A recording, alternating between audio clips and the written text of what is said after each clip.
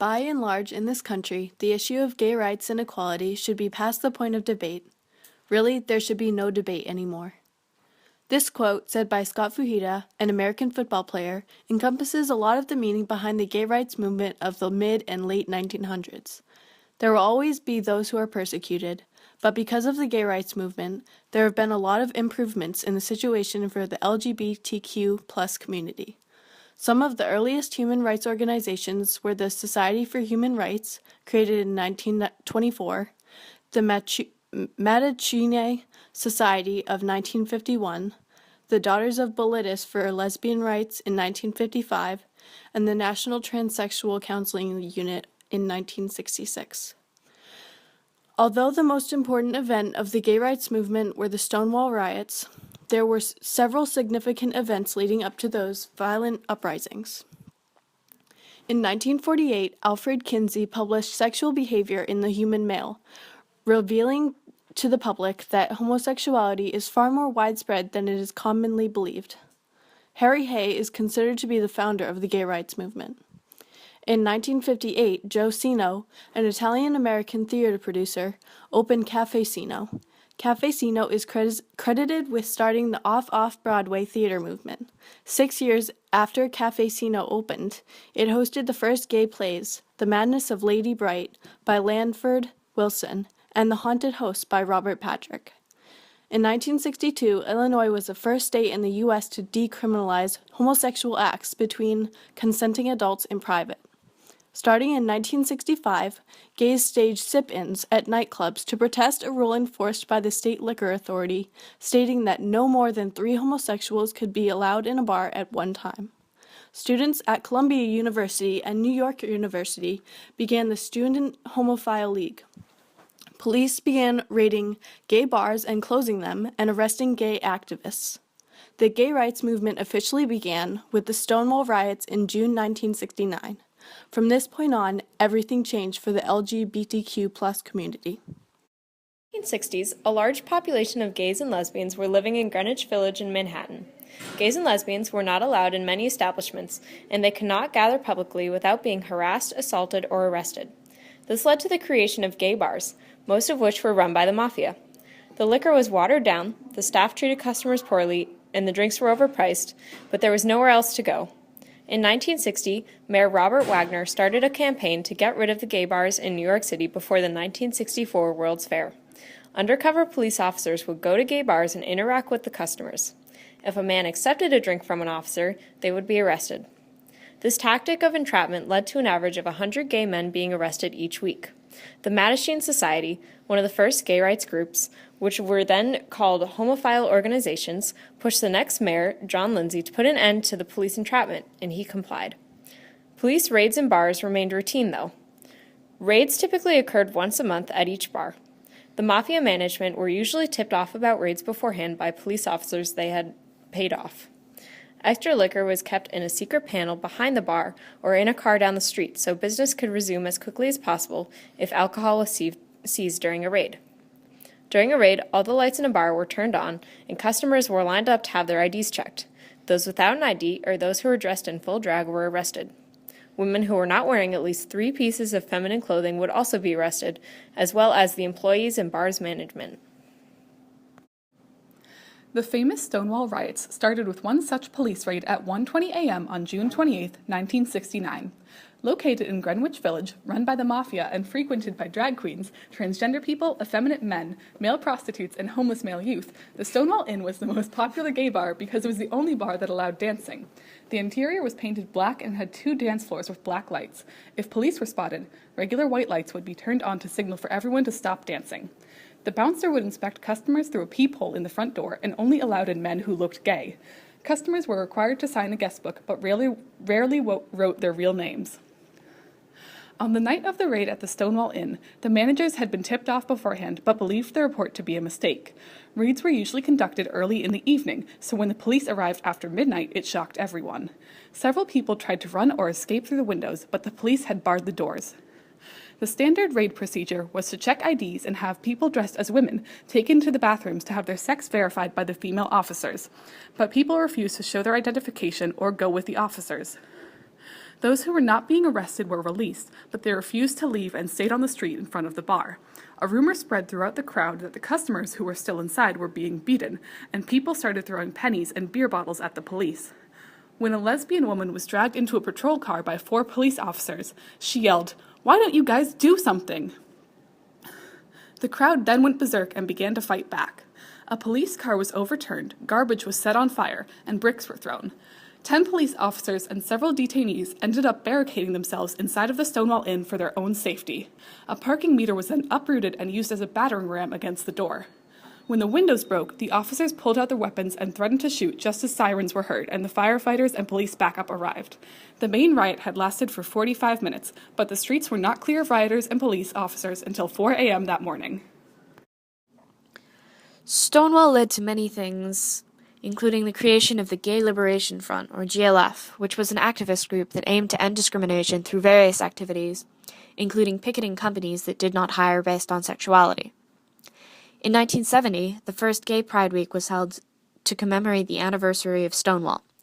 10,000 LGBT people marched to New York City.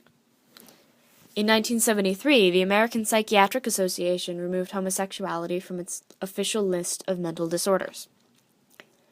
In 1977, activists in Miami, Florida passed a civil rights ordinance making sexual orientation discrimination illegal in Dade County.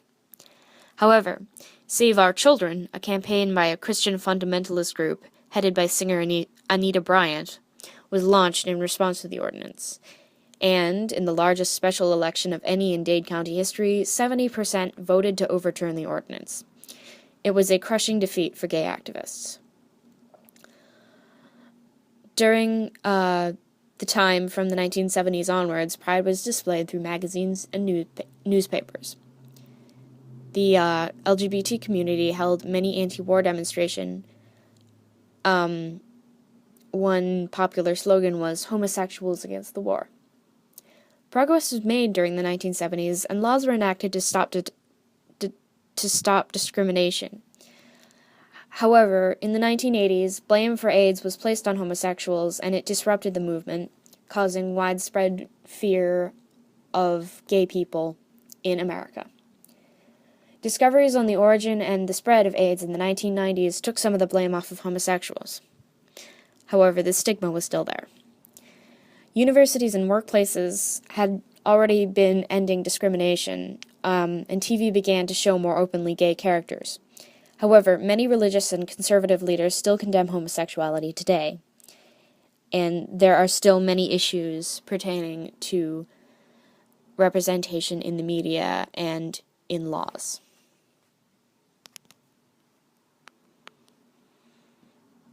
Milk is an important figure in the gay rights community because he was one of the first openly gay individuals in 1977 to be elected as an officer to the San Francisco Board of Supervisors.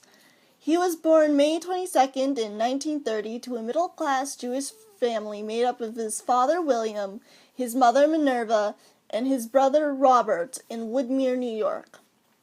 In 1951, he graduated from the New York State College for Teachers. In the same year, he joined the U.S. Navy as a diving instructor in San Francisco during the Korean War.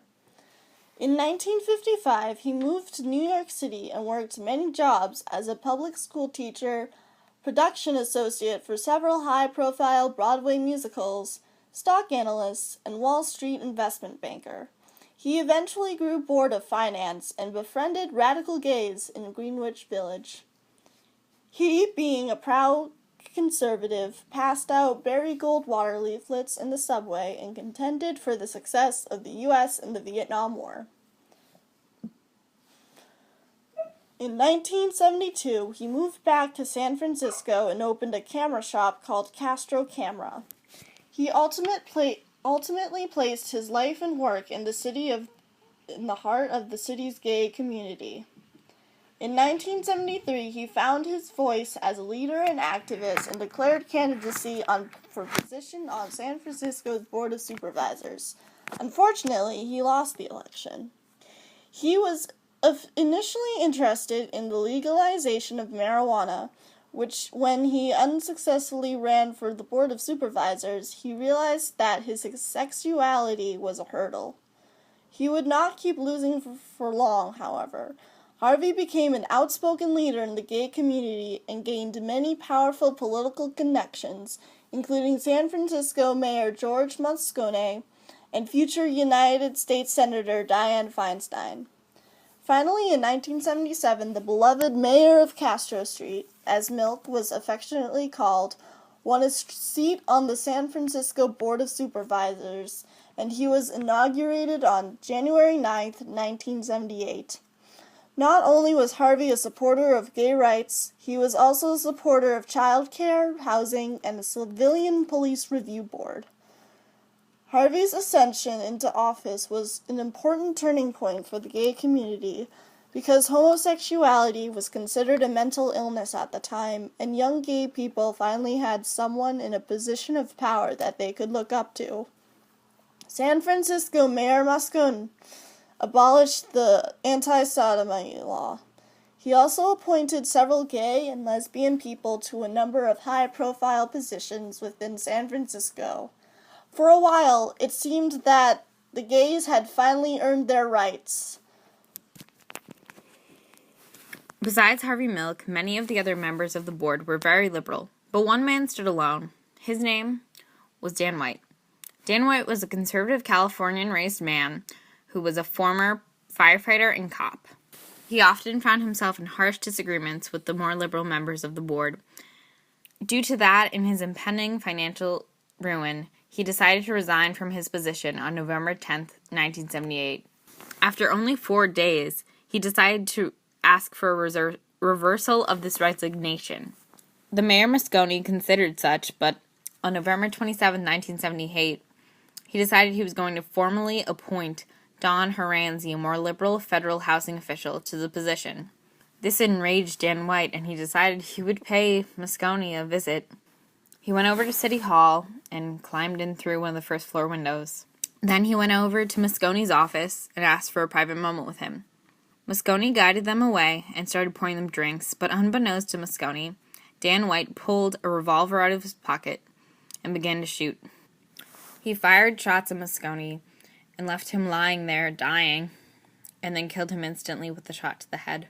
Standing over his dead body, White reloaded the pistol and left his office. While exiting his office, Dianne Feinstein noticed him and asked him what he was doing.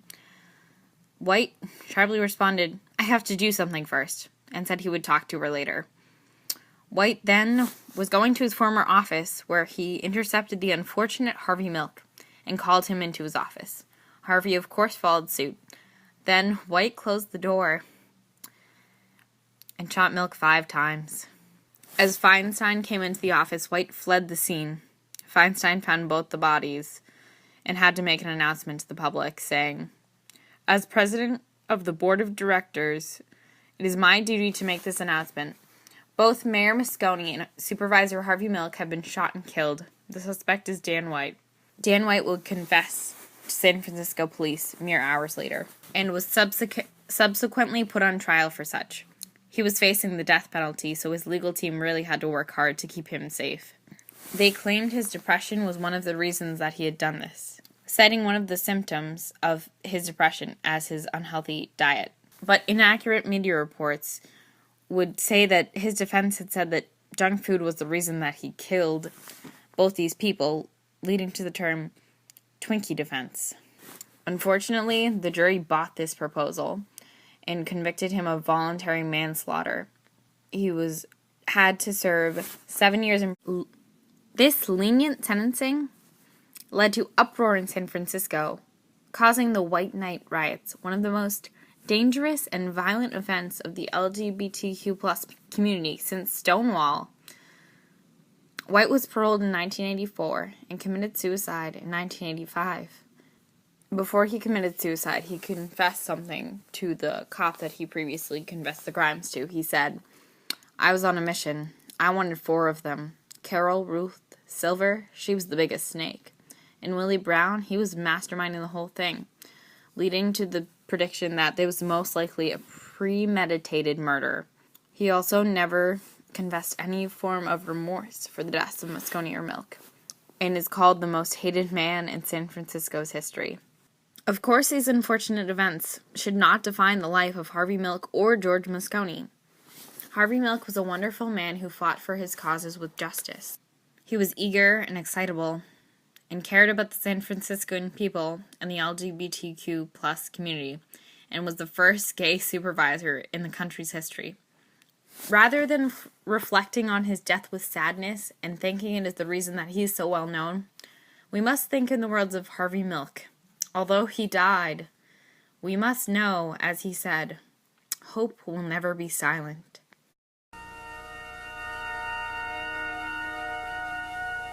Somewhere in Des Moines or San Antonio, there's a young gay person who all of a sudden realizes that she or he is gay, knows that if the parents find out, they'll be tossed out of the house. The classmates would taunt the child, and the Anita Bryans and John Briggs are doing their bit on TV, and that child had several options. Staying in a closet, suicide, and then one day that child might open a paper and it says homosexual elected in San Francisco, and there are two new options. The option is to go to California,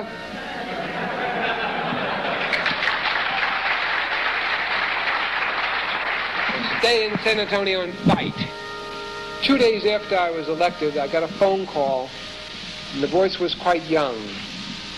It was from Altoona, Pennsylvania, and the person said, "Thanks. And you've got to elect gay people so that that young child and the thousands upon thousands like that child know that there's hope for a better world. There's hope for a better tomorrow. Without hope, not only gays, but those blacks and the Asians and the disabled, the seniors, the us's, without hope, the us's give up. I know that you cannot live on hope alone, but without it, life is not worth living. And you've got to give them hope. Thank you very much.